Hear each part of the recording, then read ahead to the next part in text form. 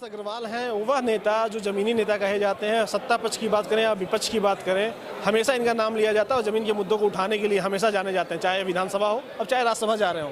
Sir, कौन कौन से प्राथमिक मुद्दे रहेंगे राज्यसभा जा रहे हैं आप? देखिए, मैं तो पार्टी का कार्यकर्ता हूँ और पार्टी ने मुझे वहाँ अपना प्रतिनिधि बनाकर भेजा है। 20 साल तक मैं जनता का प्रतिनिधि था और जनता के मुद्दे इस सदन में आप जानते हैं मैं हमेशा लड़ता था। पक्ष से विपक्ष की मैंने चिंता नहीं की, जनता की समस्याओं को मैंने प्राथमिकता दी थी और किसी भी परिस्थिति में मैं उनके लिए लड़ता था और जनता की समस्याओं को समाधान कराता था। अब मैं पार्टी का प्रतिनिधि हूँ। अब पार्टी ने मुझे टिकट दिया है और पार्टी के विधायकों ने मेरे नाम का प्रस्ताव किया है, तो जो पार्टी मुझे दायित्व देगी राज्यसभा में मैं उस दायित्व को पूरा करूंगा। तो 2024 करीब आ रहा है और उसको लेकर अभी से विपक्ष जो है वो भी नामबंद हो रहा है, अलग अलग समीकरण बैठाए जा रहे हैं। क्या लग रहा है कितनी चुनौतियां रहेंगी? देखिए, वो ज़माना चला गया है। अब यहाँ कोई समीकरण उत्तर प्रदेश में काम नहीं करने वाला है। मोदी जी अकेले ही समीकरण को ध्वस्त करने में काफ़ी थे और ऊपर से अब आ गए योगी आदित्यनाथ और उनका बुलडोजर।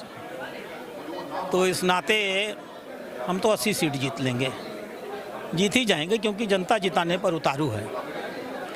मैंने पूछा था महाराज जी से कि महाराज जी ये 5 आपने क्यों छोड़ा, क्यों आपने 75 कहा? आप तो 100 कह सकते थे, 80 कह सकते थे, आपके पास तो रिपोर्ट है 80 की। बोले देखो, लोकतंत्र में विपक्ष को रखना चाहिए, मज़ा नहीं आता जब विपक्ष शून्य हो जाए। तो 5 सीटें मैंने जो छोड़ दी हैं वो विपक्ष को जिंदा रखने के लिए छोड़ी हैं और मैं इस तथ्य को भी जानता हूं कि वो 5 सीटें भी अपने आप जीत उत नहीं पाएंगे, जनता उनको जीतने नहीं देगी।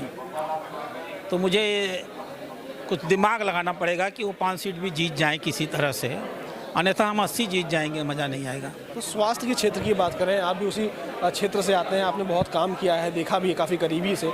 अभी कितनी काम करने की ज़रूरत है देश में भी और प्रदेश में भी? देखिए, पहले से स्थितियाँ बहुत बेहतर हुई हैं। 2014 के पहले जो विरासत लेकर के हम लोग आए थे वो बहुत दयनीय स्थिति में था, बहुत पिछड़ेपन की स्थिति में था। मेडिकल कॉलेजेस नहीं थे, एम्स नहीं थे, टर्शरी हॉस्पिटल्स नहीं थे, रिसर्च सेंटर्स नहीं थे, इमरजेंसी केयर का पूरा कॉन्सेप्ट भरा के बैठा हुआ था। प्राथमिक स्वास्थ्य केंद्रों में जो कुछ सुविधाएं होनी चाहिए थी वो मिल नहीं पाती थी। तो 2014 से हम लोगों ने बहुत लंबी यात्रा शुरू की है और बहुत लंबी यात्रा में आगे भी बढ़े हैं। बहुत से काम हुए हैं और बहुत से काम होने हैं और हम सबको अपने नेतृत्व पर अटूट विश्वास है, माननीय मोदी जी पर और माननीय अमित शाह पर, माननीय नड्डा जी पर। हम तो 365 दिन पूरे 7 दिन और 24 घंटे काम करने वाले लोग हैं। स्वास्थ्य को हम बहुत बेहतर करने वाले हैं और बहुत शीघ्र आप देखेंगे कि विकसित दुनिया में भी जो स्वास्थ्य की सेवाएं हैं हम उनके मुकाबले और उनकी टक्कर की सेवाएं गरीब देश होने के बावजूद देकर आपको दिखाएंगे। उसके बावजूद भी भारत में तमाम सेवाएं आएंगी, ऐसा कहना है राधा मोहन दास अग्रवाल का।